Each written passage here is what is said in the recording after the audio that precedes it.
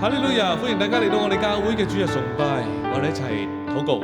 上主，我哋感謝你，我哋讚美你，我哋喺呢個早上嚟到你嘅面前，我哋向你傾心吐意啊！唯有你係垂聽我哋禱告嘅神，我哋將榮耀歸國俾你。願聖靈充滿我哋，與我哋同在。Amen。奉主耶穌嘅名，我哋咁樣祈禱。阿門。在這清晨啊，在這清晨。來到你面前，向你陳明我心聲。在這清晨，來到你面前，向你傾吐我心意。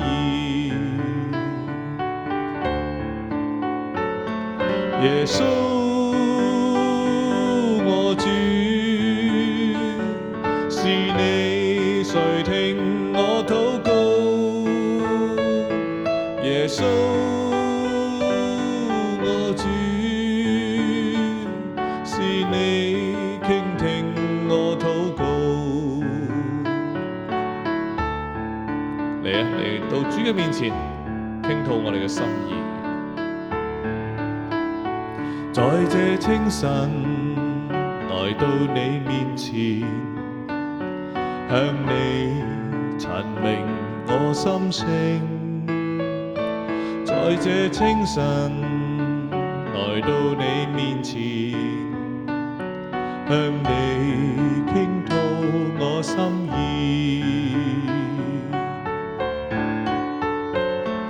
耶穌，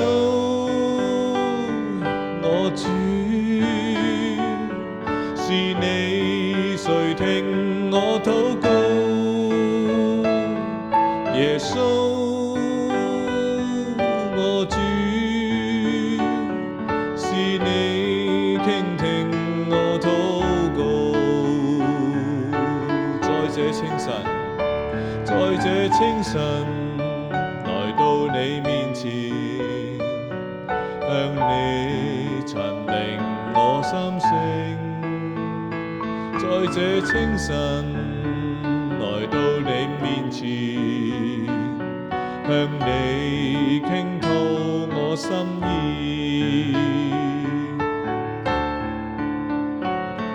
耶穌，我主，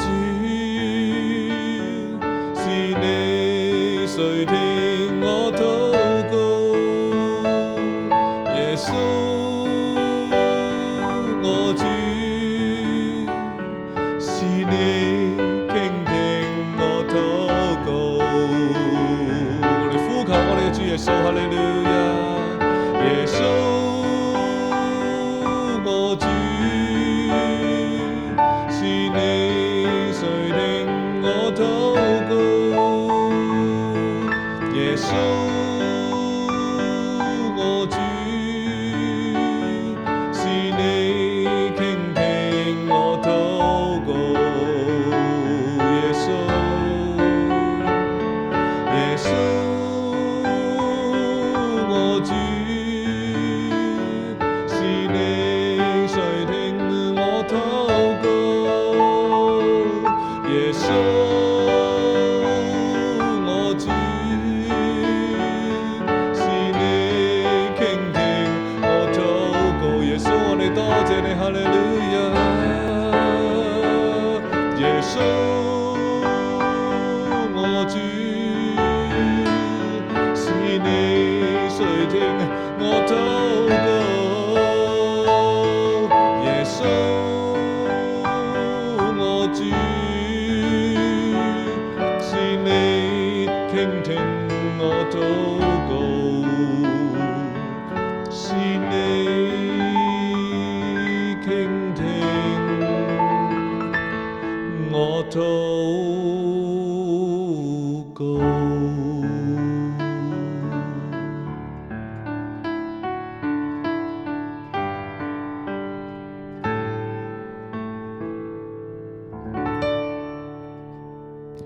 感謝主，哈利路亞！多謝耶穌。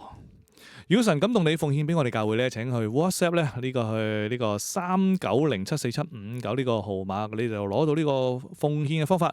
凡奉獻100蚊或以上咧，就有呢個免稅收據1張啊！神親自賜福你嘅善行。咁有好多人咧就遇到呢個問題咧，呢個咩問題咧？就係話當有人去欺負你嘅時候 ，OK， 即係壞蛋欺負你啦，跟住兩個極端，呢兩個極端咧。都係非常之大件事。第一個極端係乜嘢？基督徒啊嘛，你蝦我唔緊要，我忍，我再忍，我繼續忍，我忍。另外一個嘅極端咧，就係話有仇不報就非君子啊！你蝦我，我要去報仇。咁當然啦，呢兩個嘅極端都係錯到不得了啊！點解會錯到不得了呢？咁今日就當然係會講呢一樣嘢啦。咁聖經話俾我聽一條好好嘅路，一個好好嘅方法，以至咧我哋去處理，當我哋去俾人欺負嘅時候，呢啲嘅事，我哋應該點樣做，令到整件事係非常之好嘅呢？好，我哋睇睇今日嘅講道題目先。寧可讓步，聽憑主怒，我哋睇睇啦。羅馬書第12章19至到21節，請聽我讀。親愛的弟兄，不要自己申冤，寧可讓步，聽憑主怒，因為經上記着，主說：申冤在我，我必報應。所以你的仇敵若餓了，就給他吃；若渴了，就給他喝。因為你這樣行，就是把炭火堆在他的頭上。你不可為惡所勝，反要以善勝惡。3節好精彩嘅經文啊，話到俾我哋聽咧，點樣去對待一啲欺負我哋嘅人。好啦，我哋慢慢嚟解釋下咯。好啦，睇睇第19節先，佢講乜嘢呢？佢就話不要自己申冤。佢原文嗰個動詞咧係一個命令嚟嘅。嗰個即係個語境係一個命令，就係關於呢個報復。或者你去講嘅叫執行懲罰啦。保羅係明明咁樣禁止嘅寫住 ，OK？ 保羅喺呢度寫嘅意思係禁止，絕對唔可以自己去報復。OK？ 好啦，第二句，寧可讓步，聽憑主怒係咩意思呢？個希臘文嘅原文如果係直接咁樣字面咁樣譯咧，就係話俾啲空間啊，憤怒啦咁樣。咁有趣嘅，俾啲空間啊，憤怒啦。佢意思就係話我哋要讓出一個空間，俾憤怒係乜嘢？俾上帝嘅憤怒啊！即係你唔好自己去報復啦，等神嚟做咁解。嗱，你行開少少，行埋一邊，等上帝嚟。OK， 等上帝同你申冤，佢話申冤在主，主必報應嘅，神會幫你嘅。你俾人蝦嘅話，唔好自己去。好啦，第20節。講到咩？又要俾佢食，又要俾佢喝。嗱，呢度咧就引用咗呢個箴言啊，第25章21至22節啊，聽我讀啦。箴言25章21至22節，你的仇敵若餓了，就給他飯吃；若渴了，就給他水喝。因為你這樣行，就是把炭火堆在他的頭上，耶和華也必賞賜你啦。就出自呢度啊！呢度講到呢，就係我哋嘅敵人。如果佢有需要嘅時候，我哋要幫助佢。咁有啲人呢，就意會錯咗，就我哋嘅敵人啊，成日蝦我哋嗰啲人呢，我哋要對佢好好啊，要成為好好嘅朋友啊，送好多禮物俾佢啊。唔係啊！呢度講緊乜嘢？嗱，箴言寫得更加詳細啲。點樣詳細啲啊？佢係食咩啊？餓了給他飯吃，若渴了給他水喝。唔係話佢餓咗呢，就俾佢食呢個嘅九大簋啦。如果好口渴呢，就俾佢飲咩最貴重啊？即係一般人認為飲老火湯啦。OK 啊，佢度講緊係最基本嘅需要啫。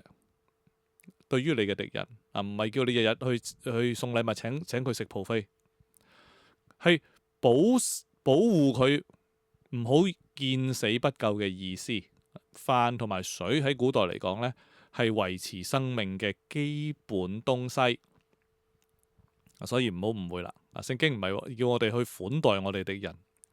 呢度嘅意思就係話，當我哋嘅敵人蝦我哋嗰啲人，佢有危險啊，有需要嘅時候，你要給予一個嘅援助。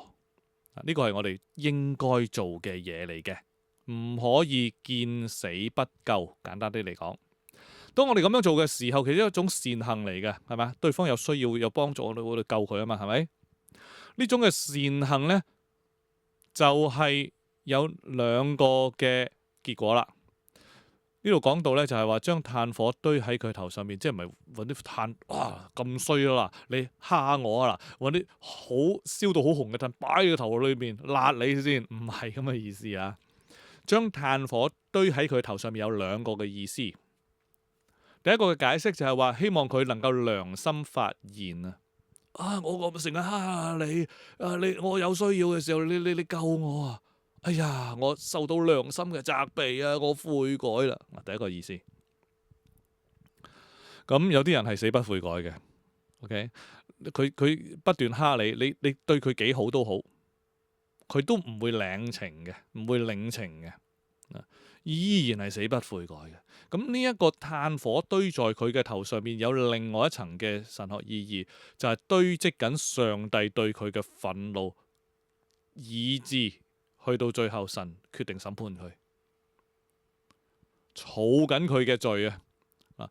你幫助佢，用善行對待佢，佢有需要嘅時候唔會見死不救，佢仍然係死不悔改，仍然要去害你嘅話，你係堆積緊上帝嘅憤怒，佢自己亦係堆積緊佢嘅罪。呢個炭火亦有一層咁樣嘅意思。OK， 好啦，去到第21節，我哋解釋晒經文先講啊。不可為惡所勝嗰個原文嘅動詞呢，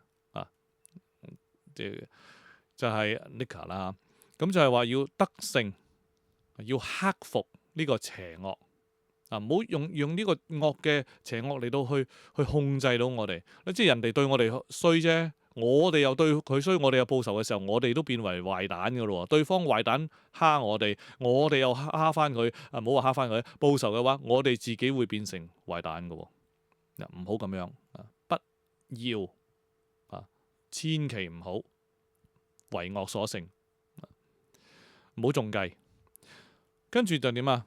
要以善勝惡，善係一種工具，喺呢度嚟講啊，嚟到去打贏嗰個邪惡。我哋去爭戰，屬靈爭戰啊嘛，係咪？唔係攞真正嘅武器，係用善行嚟到做武器，嚟到去贏咗佢。OK， 咁呢個呢，就係呢3節經文呢，好簡單嗰個解釋。正如正話我哋講過啦，我哋好多時候落入咗兩個嘅極端噶嘛，係咪？有人嚟蝦我，我係基督徒啊，你蝦我算啦，冇所謂啦，咁變成一個蠢蛋基督徒。另外一個極端就係你蝦我嚇，即係我一定要報仇噶，咁你同未信耶穌嘅人一樣，甚至乎仲衰啲添。我哋千祈唔好落入呢兩個極端啊嘛，係咪？好啦，我哋睇睇啦。如果一般人嚟講你蝦我，我就報仇，呢一種嘅方法有咩壞處？即係自己報仇、自己報復，有乜嘢壞處？第一樣嘢喺第1節聖經講到明，不要自己申冤噶嘛，係咪？係命令嚟噶嘛。如果我哋自己去申冤、自己去報復，你咪公然違反神嘅命令咯。你擔唔擔當得起先 ？OK。第2點，聖經講到寧可讓步聽憑主怒啊嘛。咁我哋即係話我哋唔好自己啦，俾個空間等神去做嘢。跟住我話我唔好啊，我唔等唔切啦，我自己去報復啦。咁你去報復，上帝就唔喐噶咯。你去即係人哋去蝦你，你去報復嘅話，咁你做晒得啦，你唔俾空間神去做嘢啊嘛，咁你做啦，神唔做嘢啦，咁個結果係點啊？當你去報復嘅時候，對方會點噶？會唔會坐喺度等你報復啊？唔會，再報復翻你，有冇睇呢個嘅武俠小説啊？冤冤相報啊嘛，係咪啊？無止境嘅一個惡性循環。本來對方係壞蛋嚟嘅，佢害你嘅，跟住你去報仇，你變成壞蛋，跟住對方再害你，佢又係壞蛋，跟住你又報仇，你又係壞蛋，壞蛋壞蛋壞蛋壞蛋，惡性嘅循環，你就正正跌入咗一個陷阱，就係你唔係以善勝惡，你係為惡所勝啦，你都變為壞蛋啦。呢個就係撒旦魔鬼最開心嘅嘢啦。OK， 咁即係好蝕底嘅喎。嗱，你報仇嘅時候，對方又再報復翻你，咁你又受到傷害嘅咯。咁你去報仇嘅時候，你又得罪上帝啦，又變成咗一個壞蛋啦，又引嚟對方嘅進一步報復啦。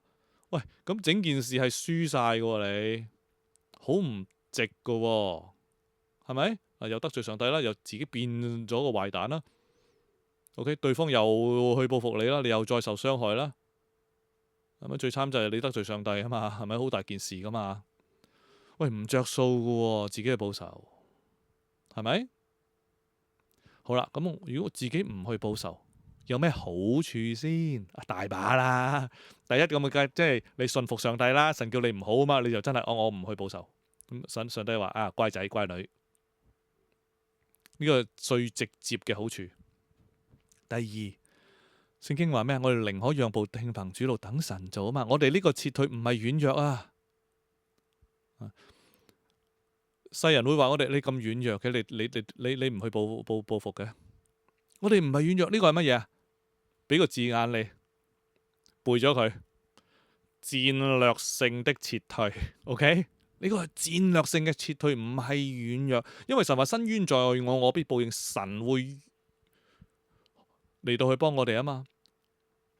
當我哋唔去自己報仇，我哋去讓步，等神去做，俾空間神去做嘢嘅時候，首先第一樣嘢我哋就聽咗神話啦，係咪？信服神啦。第二就我哋唔會自己變成壞蛋啊嘛，我哋唔會被惡所勝啊嘛，我哋仍然係一隻好蛋啊嘛，唔係仍然係一個好人啊嘛，係咪？唔會變成壞蛋啊！你報仇你自己變壞蛋噶啦，神就會按照佢嘅公義去幫我哋伸冤啊，何樂而不為啊？係嘛？你去報仇，你成為壞蛋，甚至乎哇犯法添，可能會係咪？咁係一件好蠢嘅事嚟噶。OK， 但係神做就唔同噶啦。咁所以如果人哋蝦我哋嘅話，首先我哋千祈唔好自己報仇，俾空間神去做嘢，咁就係上上之策啦。咁人哋蝦我哋嘅點啊？首先第一樣嘢，實際點做啊？當人去蝦我哋嘅時候，第一樣就係祈禱啦。嗱，唔好自己報仇。即係負面嘅方面嚟講，唔好自己報仇，唔好喐。OK， 呢個嘅正面嚟講就係祈禱，神會得噶啦。我哋祈禱唔好做嘢，就等神有空間去做嘢啊嘛。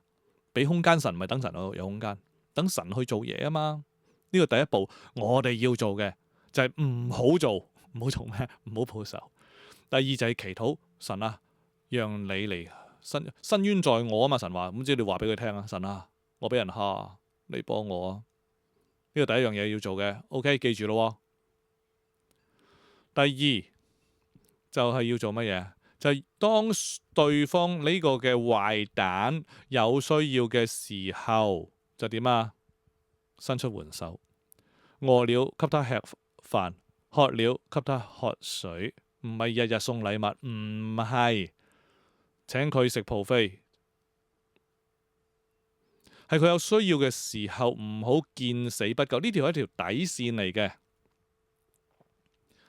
正係講咗好清楚啦，呢個行動有兩個目的啊嘛。第一，希望佢良心發現啦。如果佢死不悔改，就上帝嘅審判就嚟到噶啦嘛，係嘛？件事就完噶啦。OK， 千祈唔好自己去報仇啊！你報仇嘅時候，惡性循環嚟噶啦。祈禱神會幫我哋伸冤在主，神啊，我俾空間你去做啦。第二就係話，當對方有需要嘅時候，呢個好重點嘅。如果佢冇需要，佢自己覺得自己係非常之感覺良好，係咪？日日大魚大肉咁，你冇咩好幫佢嘅。千祈唔好見死不救。呢個亦都係上帝嘅命令嚟嘅。希望佢會悔改啦，好啦，皆大歡喜啦，係咪？神都唔好想罪人悔改噶嘛，我哋都想嘅。如果佢死不悔改，咪上帝審判佢咯。嗱，我哋而家嚟睇一睇一個嘅聖經裏面一個例子，更加具體就係大衛王啦。嗱，咁啊講道比較短啲，但係呢，你要記住嗰個重點就得噶啦，好重要。呢個嘅撒母耳記上24章1至12同埋第17節，我哋知道啦，掃羅王要追殺大衛噶嘛。第一。當掃羅去追趕非利士人翻嚟嘅時候呢，有人就話俾佢聽啦。大衛喺隱基底嘅曠野啊喂，皇上。咁掃羅呢就係揀一啲嘅3000個精兵，率領佢哋去嗰度嚟到去殺大衛。3000精兵幾犀利啊，捉少少人啫。OK， 去到路旁嘅羊圈喺嗰度呢，就有個山窿啦。掃羅呢就人有3急，就入去大解啦。咁啱呢，佢好入唔入正大衛同埋佢嘅手下嗰個山窿，OK， 好長好深嘅山窿，大衛喺好裏面啊。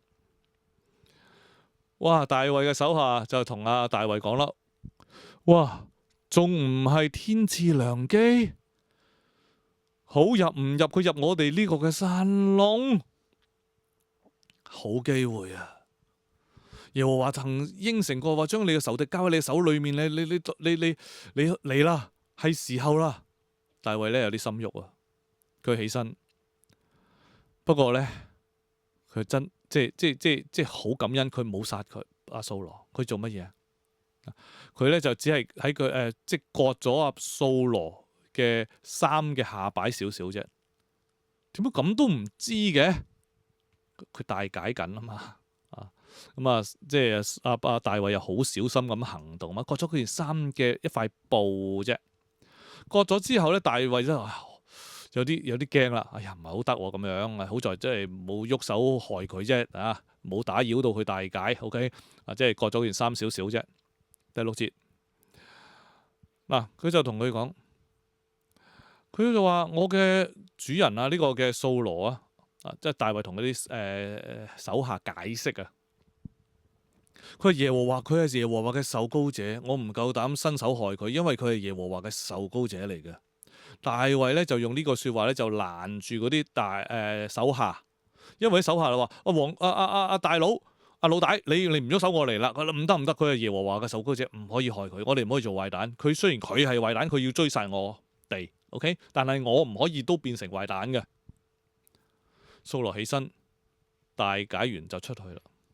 跟住大衛亦都出嚟，即係攬過啲糞便啦。OK， 講笑啫，都要嘅。OK， 咁就出咗去啦，就同大聲嗌掃羅，我主啊，我嘅王啊。掃羅望一望，大衛呢就屈身下拜。大衛同掃羅講：點解你聽信人嘅讒言，話大衛我要害你啊？今日你親眼睇到耶和華真係將你交喺我手上邊噶，有人叫我殺你，我卻愛惜你。正話你喺個山窿，你知我喺個山窿裏面嘅，其實有人叫我殺你，我冇殺你啊。OK， 我話我唔敢伸手害我嘅主，因為佢係耶和華嘅受膏者，我仲攔咗我啲手下殺你添。你睇你個外袍嘅衣襟喺我手中啊，揚下塊布。呢個就係證據啦，我真係冇殺你啊，冇傷害你啊，正話我隨時可以殺你噶。你雖然係獵取我嘅命，但係我冇得罪你啊。你去做壞蛋去殺害我，但係我冇殺你。我可以害你嘅時候，我冇害你，我救咗你啊。佢有冇救佢啊？有啊。雖然大衛自己唔殺掃羅，但係佢啲手下要殺啊嘛，佢攔住啲手下啊嘛，咪救保羅，咪善行咯。即係應驗咗或實行咗呢個嘅仇敵呢個嘅肚餓就俾飯佢食，渴就俾水佢飲咯，即係救佢嘅命啊嘛。願耶和華喺你我中間做咩啊？判斷是非，喺你嘅身上面，喺你嘅身上面為我伸冤，我冇我加害於你。呢個第12節嚟嘅。願耶和華喺你我中間判斷是非，在你身上為我伸冤，我卻不伸手加害於你。大衛完全係符合晒嘅。掃羅係佢敵人嚟嘅，係壞蛋嚟嘅，害佢，但係佢冇變成壞蛋，冇去報仇。相反嘅，佢就去冇見死不救，去救佢，係咪？喺非信徒嘅眼中，佢好蠢嘅大衛。喺佢嘅手下嘅眼中都覺得蠢嘅，不過呢，冇辦法，阿老大講啊。但係掃羅卻係救咗唔係大衛救咗掃羅啊。跟住掃羅講咩？第17節佢話：掃羅對大衛說：你比我公義，因為你以善待我，我卻以惡待你。掃羅知道啊，我壞蛋，我以惡待你，但係你以善對我。大衛徹底實行咗羅馬書呢個嘅原則啊！佢冇自己嘅申冤，佢讓步等神去發怒，佢申冤在主，佢向神禱告，求神幫助。當佢敵人嘅掃羅有需要嘅時候，呢個生命受到威脅嘅時候，佢去幫佢，佢去救佢一命。佢冇為惡所勝，冇因為報仇而成為壞蛋，佢等候神。表面上呢個嘅掃羅就真係炭火堆在頭上，好似良心發現咁嘅，好似，但係實際上佢冇，最終佢係死不悔改。我哋知道嗰個嘅事情發展到後尾啦，掃羅就係被殺啦，唔係大衛殺佢，係非利士人殺佢。神嘅審判臨到掃羅身上面，呢個就係炭火堆在掃羅嘅頭上，俾咗機會佢悔改，佢唔肯，神嘅審判臨到。OK， 所以喺正話我哋羅馬書嘅第12章21節嗰度，你不可為惡所勝，反要以善勝惡。呢個好重要。我哋自己唔好成為壞蛋。當我呢一報仇，以惡報惡就係成為壞蛋噶啦。你變樣啊，變咗壞蛋啊！千祈唔好咁樣做，俾空間神做嘢，好唔好？我哋唔單止係被動地唔好變成壞蛋，我哋要主動地做好人。對方有需要嘅時候，唔好見死不救。嗱，呢兩樣嘢我哋要做。第一，唔好自己變壞蛋，唔好報仇；第二，唔好見死不救，要去伸出援手去幫助對方。如果對方有需要嘅時候，嗱，呢個原則係適用喺任何嘅情況底下嘅。神就係會喺當中，嗱，對方肯良心發現最好啦，係咪？認罪悔改，唔肯嘅話，冇辦法啦。佢自己揀嘅，神嘅審判會臨到。今日你對於一啲去喺職場上面啊，喺你嘅朋友當中啊，點樣都好啦，佢去蝦你、去欺負你嘅人，你都可以用呢個原則嘅，唔好報仇，千祈唔好報仇，絕對不要變壞蛋，你得罪神，惹嚟對方再一次報復你，再蝕底多啲嘅。第二，對方有需要嘅時候，唔好見死不救，等啦，希望佢悔改。佢唔肯悔改，上帝審判。今日你有冇喺呢一個咁嘅情景裏面啊？唔容易做到噶，人好容易做到啊，係啦。你害我，我害翻你咁，係咪？有仇不報就非君子啊嘛，但係呢個錯嘅。冤冤相報何時了？呢個啱啦，唔好報啊。所以記住，千祈唔好去報復。申冤在主，就主必報應嘅。申冤在主，主必報應。呢個係必定正確嘅，因為係聖經出嚟嘅。OK，希望呢，我哋個個都可以按照聖經嘅教導等候神嚟到去作出最終嘅審判。OK， 我一齊祈禱。即係主，我哋感謝你，我哋讚美你，我哋知道你係公義嘅神，你係愛我哋嘅神。主，我哋如果俾人去傷害，俾人去欺負嘅時候，我哋願意去等候你，我哋讓出空間等你喺工作，我哋都係唔會見死不救嘅，係會以愛去對待我哋嘅敵人。希望佢能夠認罪悔改。如果佢死性不改嘅話，主你嘅審判亦都會臨到。我哋多謝讚美你，求主你俾耐心我哋，俾平安我哋，保護我哋，與我哋同在。多謝讚美你，聽我哋祈禱，因為我哋祈禱奉靠主耶穌基督得勝嘅名字，阿門。好，我哋接受主嘅賜福。但願主耶穌基督嘅恩惠、天父嘅慈愛、聖靈嘅感動與平安，常與你們眾人同在，從今直到永遠，阿門。